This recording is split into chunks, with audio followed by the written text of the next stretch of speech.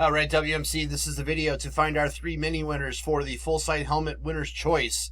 So we'll check the time, December 4th at 11:48 a.m. We're going to go over to the mini and type live. We have today at 11:48 a.m.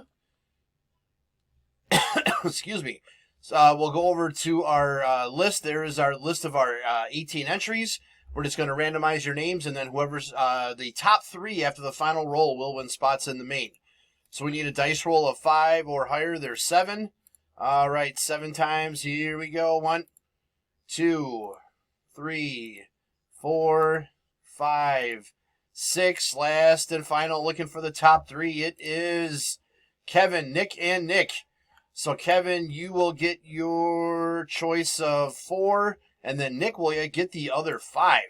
So there is our verification code, our timestamp once again, December 4th, 11:49 a.m. That's it, guys. Thanks.